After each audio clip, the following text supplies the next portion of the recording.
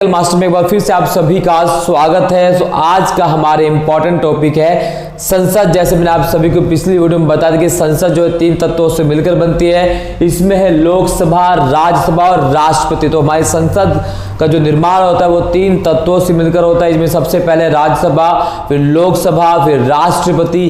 राज्यसभा जिसे हम ऊपरी सदन कहते हैं, जिसका चुनाव जनता के माध्यम से नहीं होता, यानी जनता के द्वारा चुने गए प्रतिनिधियों के माध्यम से होता है। लोकसभा जिसे हम निचला सदन के नाम से जानते हैं, इसका चुनाव जनता के द्वारा प्रत्यक्ष मतदान के माध्यम से होता है। और राष्ट्र जो अगले हैं वो है राष्ट्रपति। और राष्ट्रपति का चुनाव संसद के दोनों सदनों के जो सदस्य होते हैं, लोकसभा और राज्यसभा के निर्वाचित सदस्य, उनके द्वारा राष्ट्रपति के चुनाव किया जाता है। और हम बात करने वाले हैं संसद की।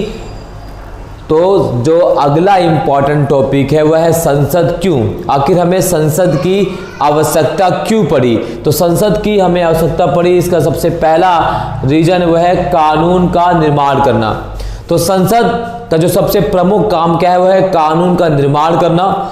संसद देश की आवश्यकताओं के अनुसार, नागरिकों की जो है आवश्यकता के अनुसार, देश की परिस्थितियों के अनुसार कानून का निर्माण करने वाली एक संस्था है। तो इस वजह से हमें संसद की आवश्यकता है। दूसरा है कार्यपालिका पर नियंत्रण। अगर हम कार्यपालिका पर नियंत्रण की बात करें तो संसदीय शासन प्रणाली में जिसमें संसद का थोड़ा बहुत जो है कार्यपालिका पर नियंत्रण होता है, क्योंकि कार्यपालिका जो है संसद के प्रति उत्तरदायी होती है। तीसरा, संविधान में संशोधन।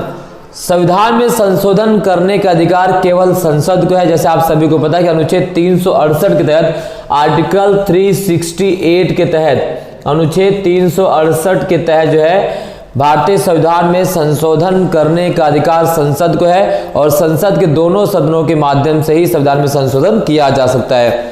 चौथा, न्यायिक कार्य।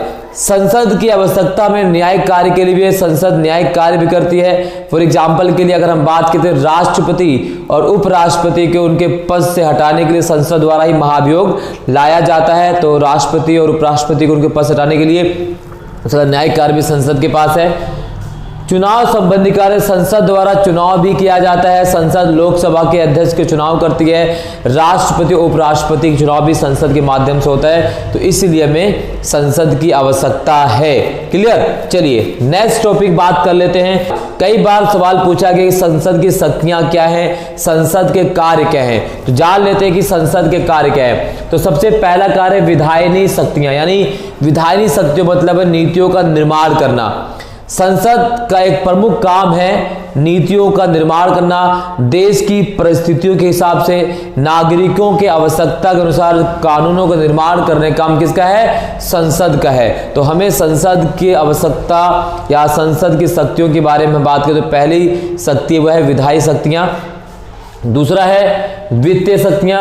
तो संसद जो है, संसद के द्वारा देश के वित्त पर नियंत्रण रखा जाता है। बजट की अगर हम बात करें, देश का जो वार्षिक बजट वो संसद के द्वारा ही पेश किया जाता है। और संसद ही तय करती है कि नागरिकों पर किस प्रकार का टैक्स लगाए जाने चाहिए या नहीं लगाए जाने चाहिए। सारा काम किसका है? संसद है। और संसद के पास ये शक्तियां हैं। अगला है कार्यपालिका पर नियंत्रण।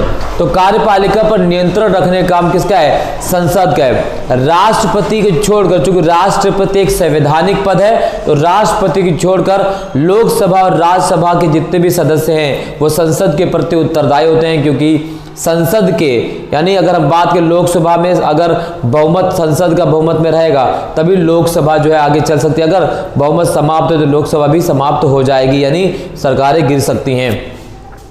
अगला है न्यायिक शक्तियां। तो संसद का काम क्या है? न्याय प्रदान कर। जैसे हमने कहा कि राष्ट्रपति और उपराष्ट्रपति अगर अपने संवैधानिक पद का दुरुपयोग करते हैं तो ऐसे में संसद के द्वारा ही उन पर महाभियोग लाया जाएगा। और महाभियोग पारित होने के बाद राष्ट्रपति उपराष्ट्रपति को अपने पद से त्यागपत्र या इस्तीफा देना पड़ सकता है। इसी प्रकार से संवैधानिक शक्तियां। संवैधानिक शक्तियों की बात करें, जैसे मैंने आप सभी को बता दिया कि संविधान में संशोधन करने का अधिकार किसके पास है? संसद के पास है। तो संविधान में संशोधन कौन करती है? संसद करती है। निर्वाचन संबंधी कार्य। तो संविधान अगर हम बात करें तो राष्ट्रपति उपराष्ट्रपति, राज्यसभा के सदस्यों के निर्वाचन संबंधी कार्य कौन करती है? संसद के द्वारा ही संपन्न कराए जाते हैं। तो ये हमारे संसद के कार्य हैं। क्यों?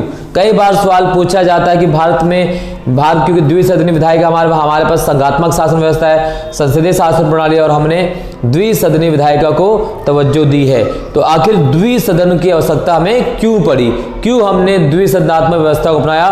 तो अपनाने के जो सबसे पहला कारण है वह है द्विसदनीय परंपरा। द्विसदनीय परंपरा का मतलब है कि आज़ादी से पहले यानी 1947 जब हम ब्रिटिश शासन के अधीन थे, उस समय जो हमारी केंद्रीय विधायिका थी वो द्विसदनीय थी। तो उसी परंपरा को हमने आगे भी तरजीह दी, क्योंकि इस परंपरा के माध्यम से पहले से लोगों को इस पर काम करना आसानी से आ चुका था। दूसरा सदन पहले सदन की निरंकुशता को रोकता है। तो दूसरा सदन पहले सदन की निरंकुशता को रोकने का मतलब यह है कि कभी कभी क्या होता है कि लोकसभा में पूर्ण बहुमत एक पार्टी को हो जाता है, तो वो उसके पास संपूर्ण अधिकार होता है, वो किसी प्रकार की नीतियों और पॉलिसी का निर्माण कर सकती है। तो ऐसे में दूसरा सदन उससे सवाल पूछता रहता है, भाई आपने कौन से काम किए, कौन सी पॉलिसी बनाई। तो इस तरह से वो उसे निरंकुश होने से रोकता है। तो दूसरे सदन की आवश्यकता हमें इसलिए भी है। तीसरा है, दूसरा सदन अविचारपूर्ण और जल्दी में किए गए कानून को रोकता है। तो दूसरा सदन अविचारपूर्ण, यानी कई बार होता है कि पहले सदन के द्वारा कोई कानून बहुत जल्दी जो है बनाकर पेश कर दिया गया या पास कर दिया गया, तो दूसरा सदन उस कानून को जांच करता है, परखता है, देखता कि इसमें कोई सी गलतियां है या नहीं है। तो ऐसे में ये दूसरा सदन की जो इम्पोर्टेंस है बहुत महत्वपूर्ण है, अविचारपूर्ण और जल्दबाजी में पास किए कानून को रोकने के लिए। चौथा, बिलों को दोहराना। कई बार जो पहला सदन है वो बिना बिल को पढ़े ही या जल्दबाजी में बिल पास कर दिया जाता है उसके द्वारा। तो दूसरा सदन पहले सदन द्वारा पास किए गए बिल को दोबारा से दोहराता है, उसकी त्रुटियां देखता है और त्रुटियों को विवाद में निराकरण किया जाता है। तो ये भी एक वजह है कि हमें दो सदन की व्यवस्था को अपनाया है। पांचवा है, दूसरा सदन पहले सदन की समय की बचत करता। जी हाँ, दूसरा सदन पहले समय की बचत करने मतलब यह कि क्योंकि सदन में जो बिल पेश किया जाता है, जो कानून पेश किए जाते हैं, उसमें बहुत लंबी चर्चाएं होती हैं। लंबी चर्चा होने के बाद उसमें तमाम प्रकार के जो है नियम बनाए जाते हैं। हर बिल को हर सही प्रकार से जांचा और परखा जाता है। तो ऐसे में दूसरा सदन उस पहले सदन द्वारा पास किए बिल को दूसरे सदन जो है अनुमति आसानी से दे देता है।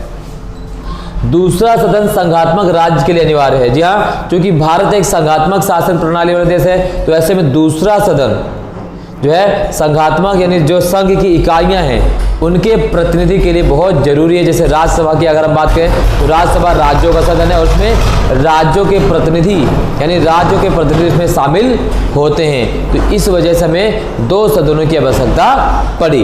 तो ये पॉइंट भी क्लियर हो गया।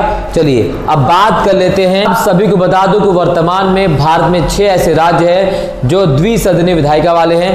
पहले हमारे पास 7 राज्य थे, अब कितने हैं? 6 हैं। सातवां को था जम्मू कश्मीर। चूंकि जम्मू कश्मीर अब राज्य नहीं है, वह एक केंद्र शासित प्रदेश बन चुका है। तो ऐसे में वहां की द्विसदनीय विधायिका वाला जो सिस्टम है वहां पर अब समाप्त हो गया है। तो 6 राज्य कौन से हैं जहां वर्तमान में द्विसदनीय विधायिका है? तो वह है आपका बिहार, दूसरा है उत्तर प्रदेश, तीसरा है तेलंगाना, चौथा है आंध्र प्रदेश, पांचवा है कर्नाटक और छठा है महाराष्ट्र। तो यहां से एक बार और पूछा जा सकता है आपसे कि भाई भारत में सबसे नया द्विसदनीय वाला राज्य कौन सा है? तो वह है आपका तेलंगाना, 2014 में जो बना था। तो ये राज्य सबसे नया द्विसदनीय विधायिका वाला है। सो आज इस टॉपिक पे बस इतना ही। जितने भी इंपॉर्टेंट टॉपिक हमने इस टॉपिक कवर कर लिया। आई होप ये वीडियो आपको पसंद आएगा। पसंद आए तो लाइक शेयर कमेंट जरूर कीजिएगा।